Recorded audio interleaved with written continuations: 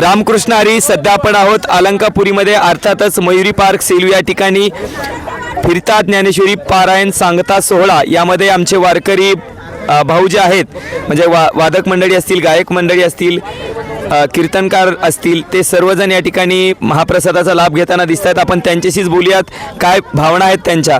बाबा रामकृष्ण हरी. रामकृष्ण हरी. काय भावना आहेत, कसं वाटतं या एकंदरीत आपल्या या सोहळ्यामध्ये? आता रात्रीचे साक्षात म्हणजे 11 वाजले तर अगदी बरोबर. तरी तंतोतंत एवढी पब्लिक जी होती, म्हणजे ज्ञानोबराची एक वेगळीच कृपा आहे.